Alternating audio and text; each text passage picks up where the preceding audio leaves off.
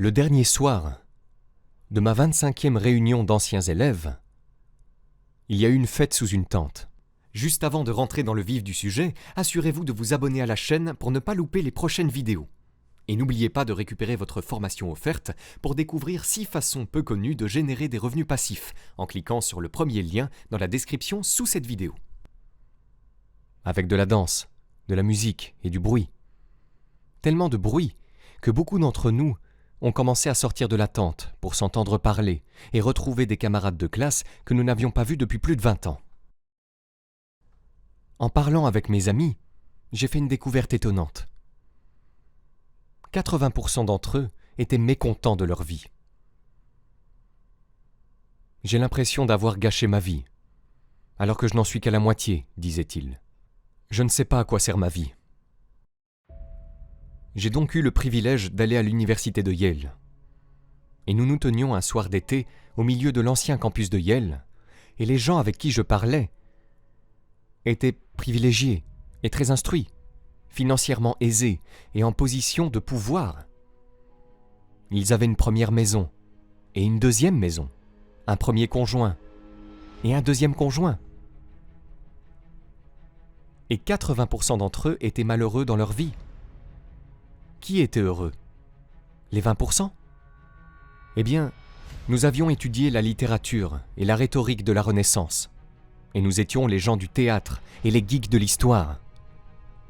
Nous avions étudié des cours pour le plaisir d'apprendre, pas parce que nous pensions qu'ils allaient nous diriger vers un emploi spécifique. Nous avons quand même trouvé un emploi, nous vivions nos vies de manière expansive, avec les hauts et les bas de la vie. Et nous n'avions pas l'impression d'avoir perdu une seule minute. En discutant avec les 20% les plus heureux, j'ai découvert que chacun d'entre eux connaissait le but de sa vie, parce qu'il savait 5 choses. Qui il était, ce qu'il faisait, pour qui il le faisait, ce que ces personnes voulaient ou avaient besoin, et ce qu'il en retirait, comment il avait changé les autres. Cela vous semble-t-il difficile? Non, c'est en fait très simple. En fait, c'est si simple que vous pouvez apprendre le but de votre vie maintenant. Vous allez connaître votre but dans la vie maintenant, dans les 5 prochaines minutes. Voulez-vous connaître le but de votre vie dans les 5 prochaines minutes? Oui! Pouvez-vous parler un peu plus fort parce qu'ils font beaucoup de bruit dans la tente et il y a juste un petit microphone ridicule à côté de ma joue pour vous entendre. Voulez-vous connaître le but de votre vie dans les 5 prochaines minutes? Oui! Merci. En fait, ça ne va même pas prendre 5 minutes. Alors je peux partager autre chose avec vous? Si vous êtes comme beaucoup d'entre nous, certainement vous vous êtes longtemps interrogé et inquiété sur le but de votre vie. Et il existe des livres, des magazines, des ateliers et des séminaires sur le sujet. En fait, Amazon recense 151 928 livres qui traitent de la manière dont vous pouvez découvrir le but de votre vie. Je connais des gens qui ont passé toute leur vie à essayer de découvrir le but de leur vie. Écoutez, nous sommes tous d'accord pour dire que la vie non examinée ne vaut pas la peine d'être vécue, mais si vous ne faites qu'examiner, vous ne vivez pas. Alors déterminons ensemble le but de notre vie. Qui nous sommes, ce que nous faisons, pour qui nous le faisons, ce que ces personnes veulent et ont besoin, et comment elles changent en conséquence. Pouvons-nous le faire? Oui! Très bien. Tout le monde, à 5, criez votre prénom. 1, 2, 3, 4, 5. Fabuleux, c'était la première étape. Il n'en reste que 4. Le numéro 1, c'est qui vous êtes. Maintenant, que faites-vous? Qu'est-ce que vous aimez faire? Vous aimez écrire? Cuisiner? Concevoir? Créer des applications iOS? Écrire du code? Faire des calculs? Parler? Enseigner? Qu'est-ce que vous aimez faire? Et s'il y a beaucoup de choses qui vous viennent à l'esprit, concentrez-vous en vous posant cette seule question. Quelle est la chose pour laquelle vous vous sentez suprêmement qualifié pour enseigner aux autres? Pensez-y en un mot. Retenez-le. Ne le libérez pas encore. À 5. Que faites-vous? 1, 2, 3, 4, 5. Super, c'est ce que vous faites. Maintenant, pensez au type de personne pour qui vous le faites. Imaginez-la dans votre esprit. Soyez prêt à le dire en comptant jusqu'à 5. Retenez-le, ne le lâchez pas encore. 1, 2, 3, 4, 5. Ok, pour qui le faites-vous? On le voit encore une fois. Un peu plus fort s'il vous plaît, par-dessus les gens dans la tente. Pour qui le faites-vous? Ensemble. Merci, c'est l'esprit dont nous avons besoin. Ok, maintenant, que veulent ou dont ont besoin tous ces gens? Que veulent-ils ou de quoi ont-ils besoin que vous ayez? Qu'ils viennent à vous pour que vous leur donniez cette chose. Que veulent-ils ou de quoi ont-ils besoin? En un ou deux mots seulement. Tenez-le, ne le lâchez pas encore. Et à 5. 1, 2, 3, 4, 5. Fantastique. Maintenant, c'est la meilleure étape. Comment change-t-il? Comment change-t-il ou se transforme-t-il à cause de ce que vous leur donnez? À 5, comment change-t-il ou se transforme-t-il grâce à ce que vous leur donnez? 1, 2, 3, 4, 5.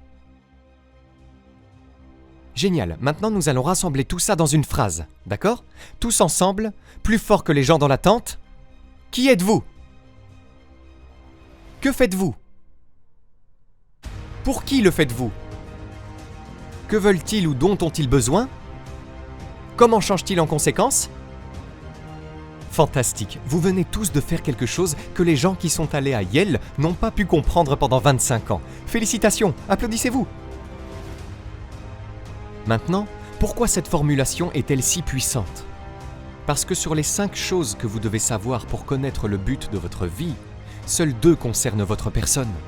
Les 3 autres concernent les autres. Qui ils sont, ce qu'ils veulent ou ce dont ils ont besoin, et comment ils changent en conséquence. Cette formulation vous oblige à être tourné vers l'extérieur. Et toutes les personnes heureuses que j'ai rencontrées sous la tente par cette chaude nuit de New Haven étaient tournées vers l'extérieur, pas vers l'intérieur. Ils savaient très clairement qui ils servaient, ce dont ces personnes avaient besoin, et comment ces personnes avaient changé en conséquence. Et vous avez peut-être déjà compris que les personnes qui réussissent le mieux, dans n'importe quel domaine, se concentrent toujours plus sur les personnes qu'elles servent que sur la façon dont elles sont elles-mêmes servies. Les personnes les plus heureuses mettent un point d'honneur à rendre les autres heureux et à faire des choses qui leur donnent l'impression qu'on s'occupe d'elles et qu'on les protège.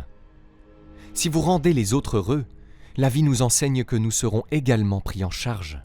Puisque vous avez tous si bien réussi, nous avons le temps de vous accorder un petit bonus. L'une des choses les plus difficiles lorsque vous rencontrez des gens pour la première fois, c'est qu'ils vous posent cette question. Alors, que faites-vous? Et si vous êtes comme certains d'entre nous, c'est une question vraiment difficile parfois. En particulier si vous êtes dans ces moments où vous êtes entre les choses, où vous vous sentez vulnérable, où ce n'est pas défini, où ce que vous semblez faire n'est pas ce que vous faites vraiment, où ce que vous avez payé pour faire n'est pas la façon dont vous vous définissez. Donc, quand les gens vous posent cette question, alors que faites-vous? Et aussi vous avez ce monologue mental en cours, pourquoi me demande-t-il? Alors qu'est-ce que je fais? C'est parce que c'est ce truc transactionnel où c'est comme il veut savoir s'il doit vraiment passer du temps à me parler? Ou c'est l'autre chose, et donc il peut me dire ce qu'il fait parce qu'il en est sûr? Oh, vraiment tellement mieux que ce que je fais, n'est-ce pas? Donc, quand quelqu'un vous pose cette question, voici ce que vous faites. Vous dites simplement la toute dernière chose que vous avez faite. Comment ce que vous faites change les gens pour qui vous le faites. Donc par exemple, vous pouvez dire « Je donne aux enfants des rêves géniaux ». Si votre but dans la vie est « J'écris des livres pour les enfants, pour qu'ils puissent s'endormir le soir, pour qu'ils puissent avoir des rêves géniaux ». Ou vous pourriez dire « J'aide les gens à être et à se sentir au mieux de leur forme ».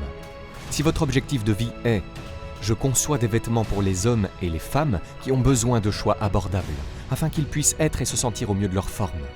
Ou vous pourriez dire « J'aide les gens à réaliser de grands projets ». Si votre objectif de vie est « Je forme des entrepreneurs et des créatifs à prendre des mesures décisives, afin qu'ils puissent réaliser leurs meilleurs projets ». Et ensuite, ce petit bout de phrase que vous venez de dire devient votre discours d'ascenseur personnel. Et cela sera toujours le début d'une conversation, parce que la personne à qui vous venez de parler doit vous poser une question. Comment donnez-vous aux enfants de grands rêves? Comment aidez-vous les gens à se sentir au mieux de leur forme? Les gens peuvent-ils vraiment faire leur meilleur travail au monde?